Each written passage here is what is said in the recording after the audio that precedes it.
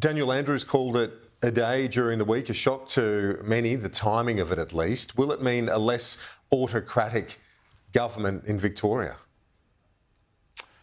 Oh, well, every Premier has a different style, Kieran, and I suspect that Jacinta will have her own style as Premier. Dan Andrews leaves big shoes to fill, but no one's irreplaceable. I hate to say it, mate, but even Andrew Clennell did a pretty good job while you were away. And, a bit like John Howard or Paul Keating, leaders who were absolutely loved or loathed by different people in the community and not a lot in between. Dan Andrews is one of those people as well. It was absolutely loved by some and loathed by others. He was a strong leader, a very determined leader, knew what he wanted to do and was determined to make sure that it happened, wasn't distracted by headlines or sideline critics, and very successful. Won 3 elections, successful at the ballot box, successful in upsetting a few people on this network, particularly after dark as well. He was polarising, that's true. On to a couple of other issues just to wrap up before I let you go. This Sunday on the aviation inquiry and the various issues, the government blocked that Qatar request a number of months ago for more flights. You know as well as I do, Australians love to travel. They love cheaper international airfares. This is blown up politically for the government, hasn't it? Is it time to review that decision? Mate, my view on this is pretty simple. Qatar can fly more planes into Australia now. They could fly more planes into Adelaide or Canberra or the Gold Coast or Cairns. They could fly bigger planes into Sydney or Melbourne or Brisbane. And so before asking for more flights, they should fill the ones that they've got now. This is like my 6-year-old asking for dessert and he hasn't finished his dinner. If Qatar want to have more flights into Australia, first fill the ones that they've got permission to fill now. But shouldn't there be transparency? Catherine King talks about the human rights question, the search of those women a few years ago in Doha.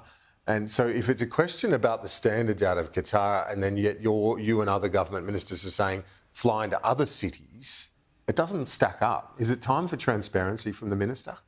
Oh, well, on that point about what happened a couple of years ago, she said that provided context. But, the overall reason is that it's not... she made the decision that it wasn't in Australia's national interest. If there are more flights that they can fly in now, they should fly those flights before asking for more. I just think that makes common sense.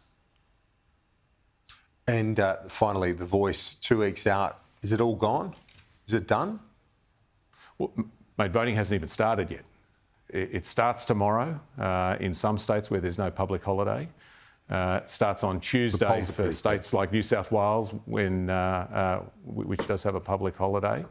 This is a chance to do what we should have done 122 years ago, to recognise the fact that Australia didn't start when Captain Cook arrived, but we've got a story that goes back 60,000 years. And Kieran, this is not a Labor idea. This is not a Liberal idea. This is the idea of Indigenous Australians, asking us to work with them, asking us to listen, holding out their hand, and Australians have got a choice in the next few weeks to shake that hand or to slap it away. If you can't find it in your heart, find it in your head to vote for this, because think about this. If you're a young Indigenous bloke today, you're more likely to go to jail than to university. And it costs taxpayers $11,000 a year to send a young Australian to university. It costs taxpayers $148,000 a year to send that same Australian to jail, 13 times as much. Now, just think, if we listen and come to better decisions and get better results and have more young Indigenous men going to university than to jail, then it's going to be better for them, it'll be better for their community, and it'll be better for Australian taxpayers. Jason Clare, appreciate your time. Thanks. Good on you. Thanks, mate.